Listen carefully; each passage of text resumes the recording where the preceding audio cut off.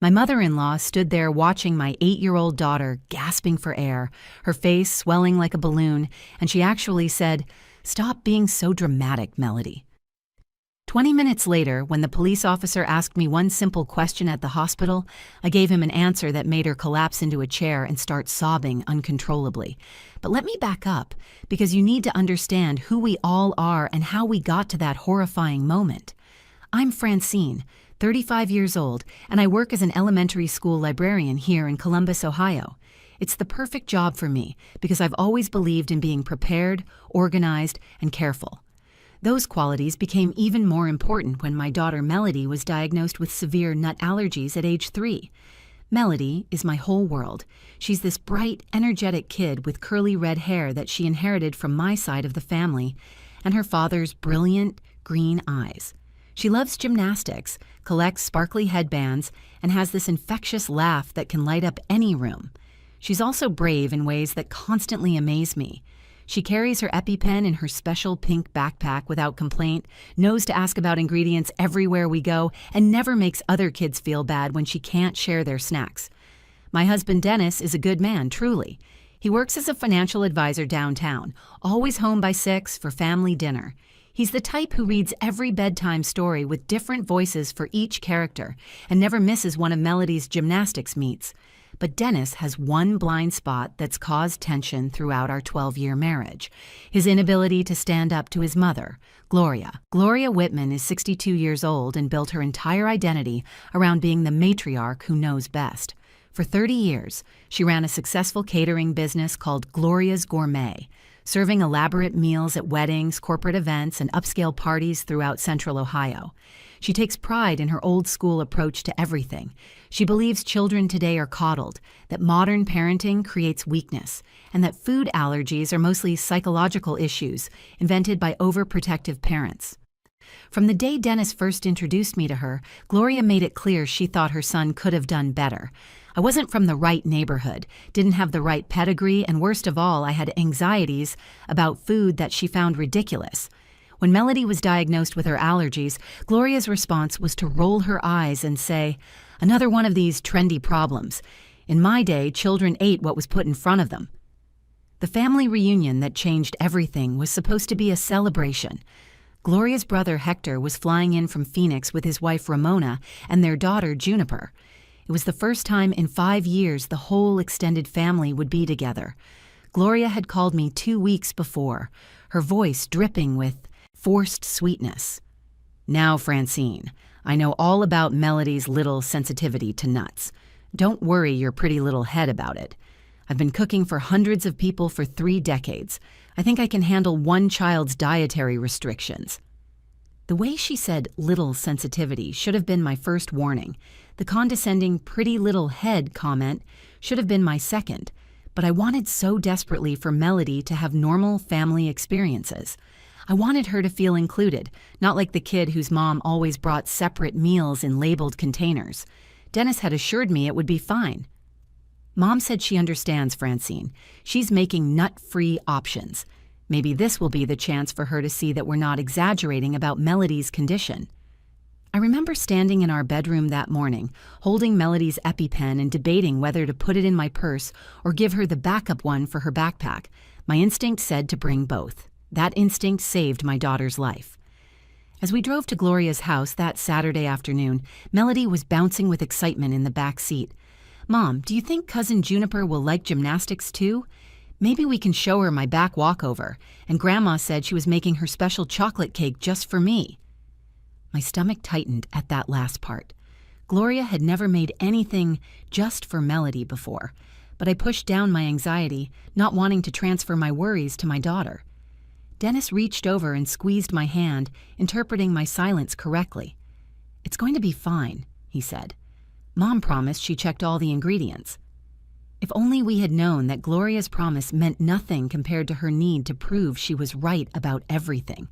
If only we had understood that her ego was more important to her than her granddaughter's safety. Life with Melody's allergies had always been a careful dance of preparation and vigilance. Every restaurant visit, every birthday party, every school event required advance planning. I'd gotten used to being that mom who brought separate snacks and checked every ingredient label twice. The other parents at Melody's school knew me as the one who sent detailed emails before class parties, who volunteered to bring the safe cupcakes, who had trained the school nurse on exactly how to use an EpiPen. Dennis understood the severity because he'd been there for Melody's first reaction when she was 3. We'd given her a cookie at a bakery, assured by the teenage worker that it was nut-free. Within minutes, our toddler's face had turned red and puffy, her breathing becoming a terrifying wheeze. That ambulance ride changed everything. Dennis held her tiny hand while I screamed at the paramedics to drive faster. He saw what anaphylaxis really meant, and from that day forward, he became as vigilant as I was. But Gloria had never witnessed it. She lived in her own universe where her 30 years of catering experience made her an expert on everything food-related. She ran Gloria's Gourmet with an iron fist and old-fashioned principles. No gluten-free options unless specifically paid for in advance.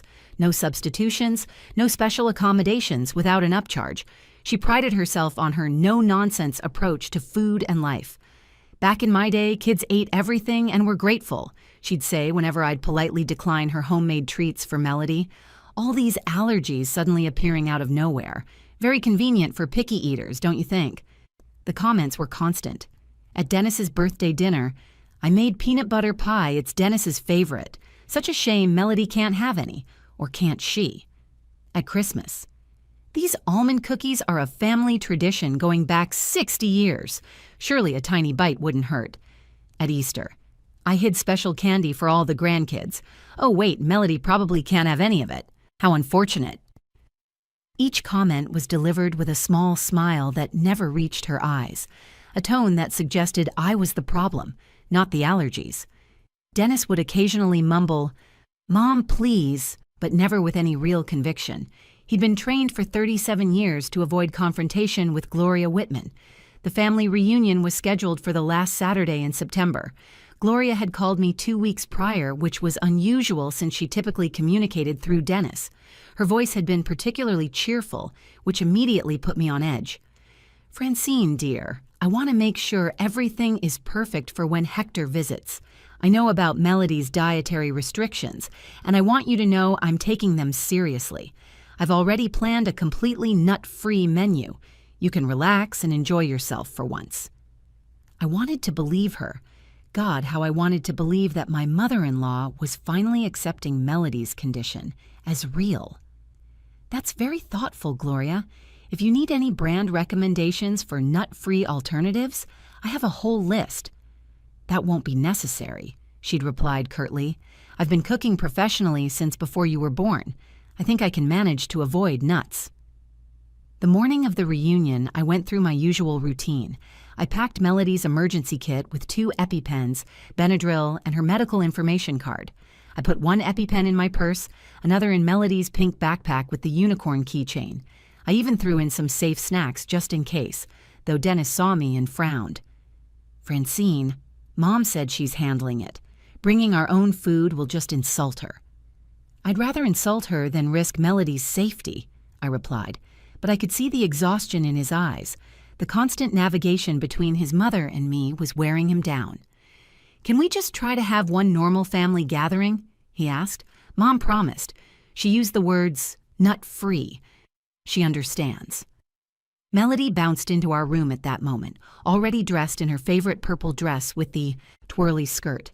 "Is today the day I meet Cousin Juniper? Daddy said she's exactly my age, 8 3/4. "That's right, sweetheart," Dennis said, scooping her up, "and Grandma's making special food just for you." "Really? Grandma never makes special food for me." Melody's face lit up with such pure joy that my heart ached. This was what I'd wanted, for her to feel included and loved by all her family members. As we loaded into the car, I made one last check of my purse.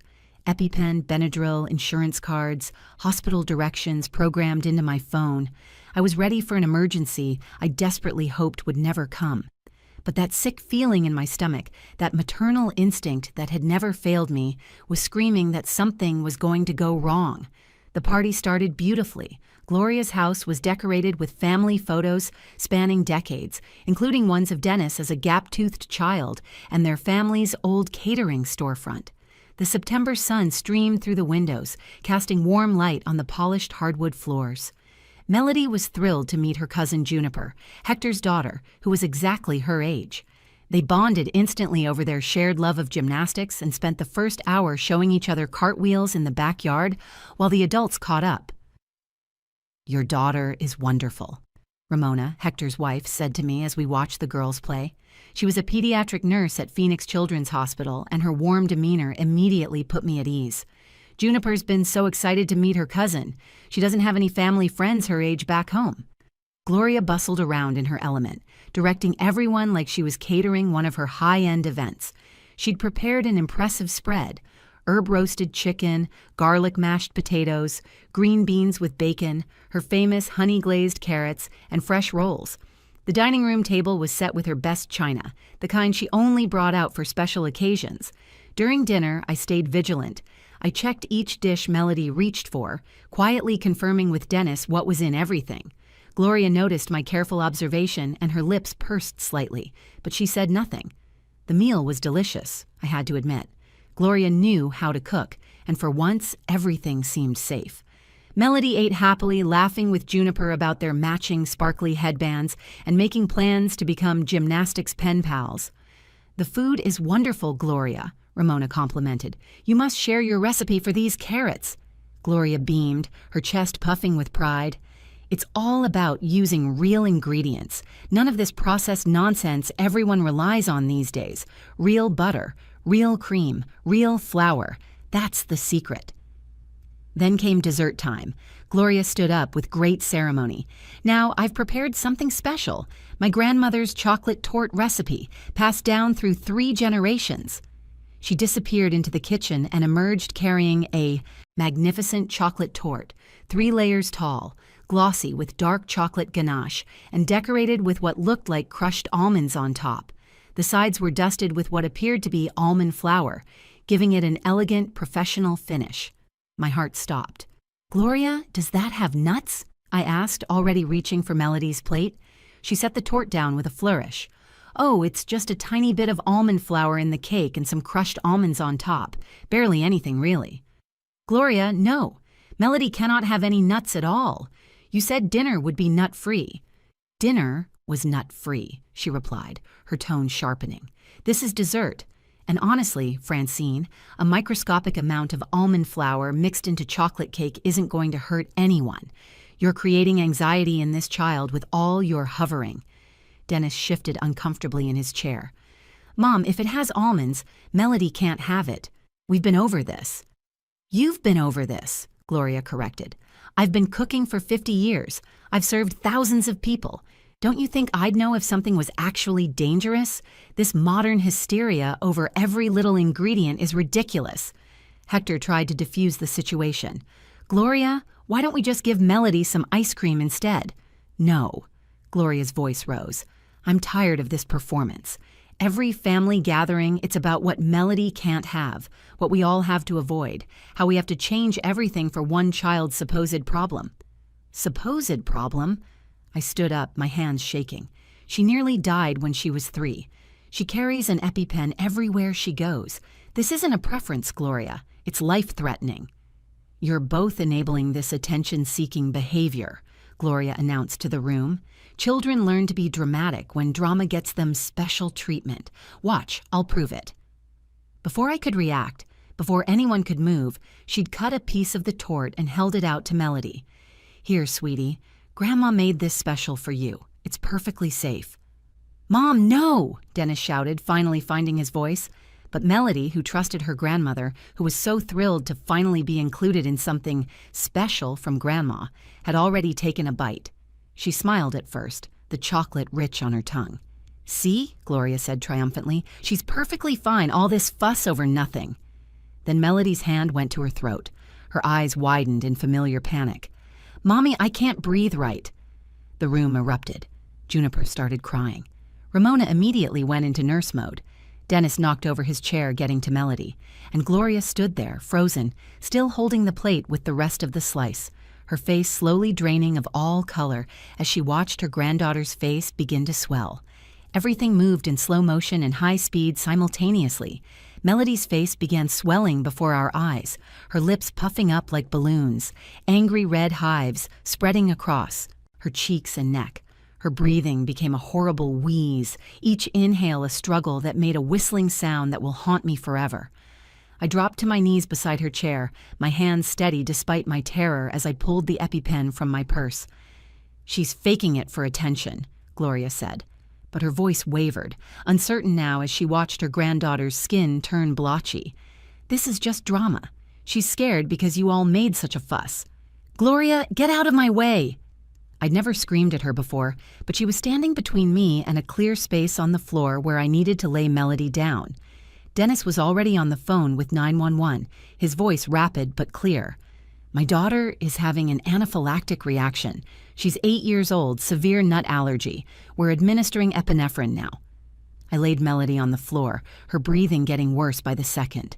Her eyes were terrified, looking at me with the same trust she'd had as a baby.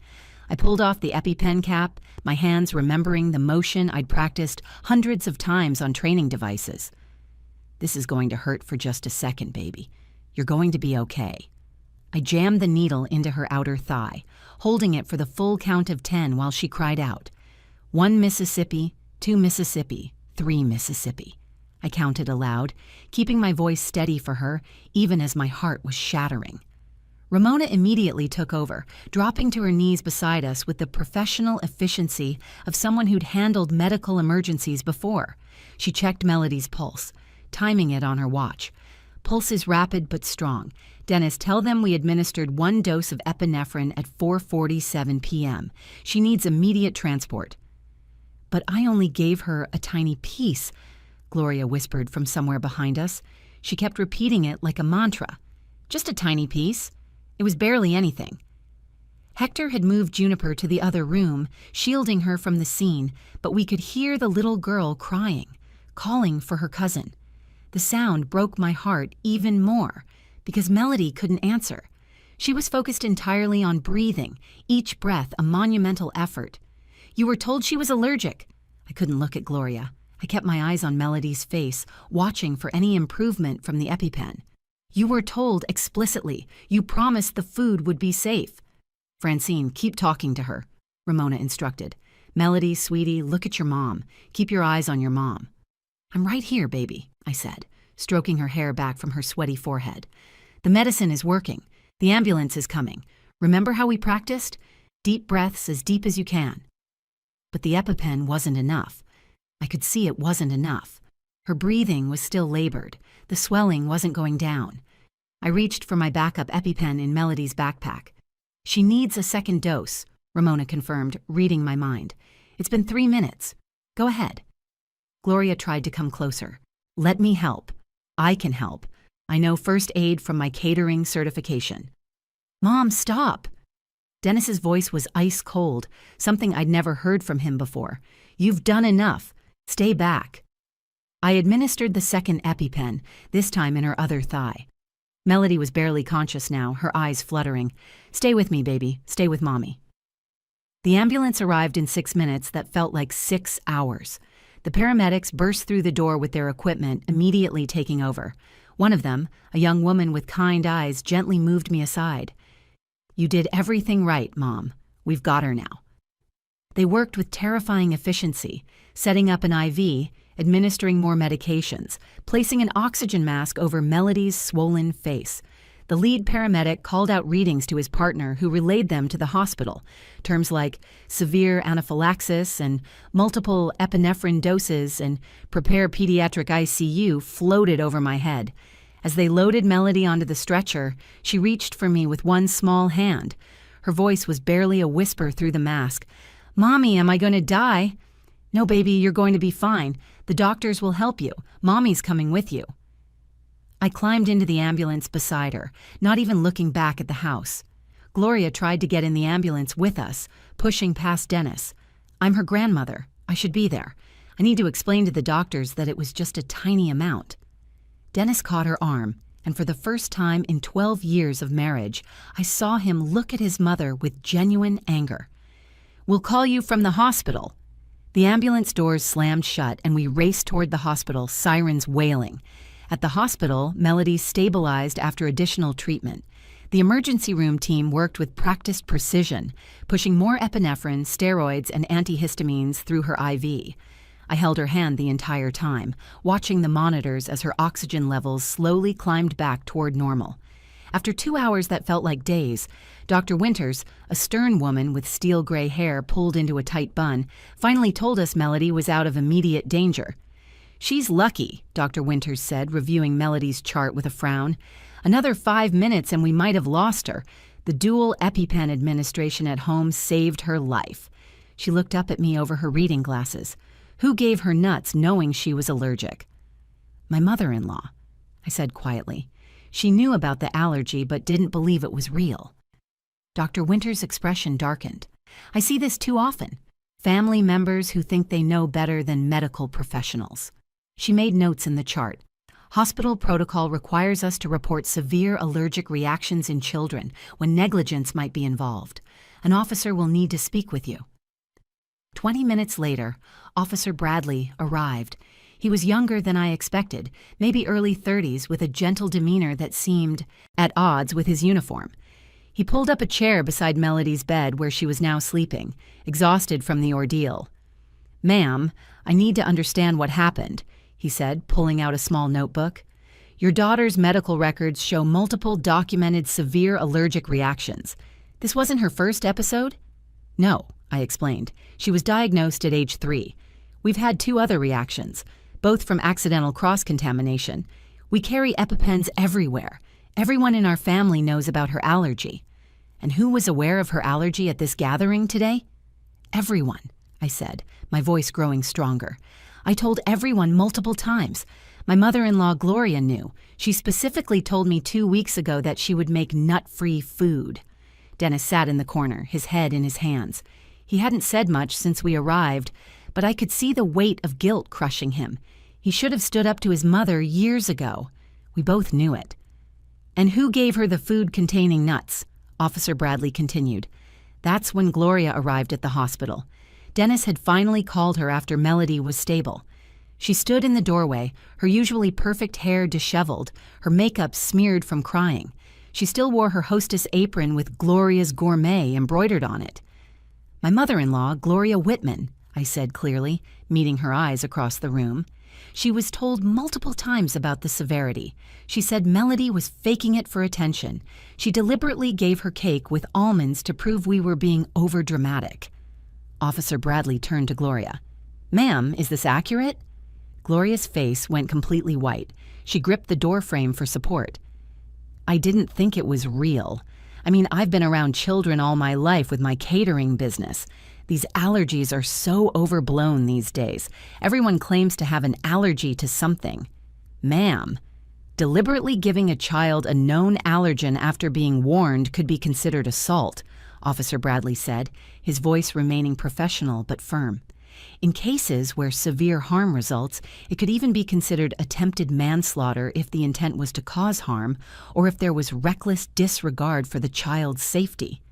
"What?" Gloria collapsed into a chair that Dennis quickly pushed behind her. "I would never hurt my granddaughter. I love Melody. I just thought they were exaggerating." "Ignorance after explicit warnings isn't a defense," Officer Bradley explained. "You were informed of a life-threatening medical condition and chose to ignore it. That's reckless endangerment at minimum." He turned back to me. "The family will need to decide if they want to press charges.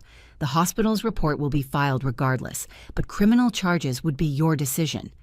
Gloria began sobbing uncontrollably. "Dennis, please. You know I didn't mean for this to happen.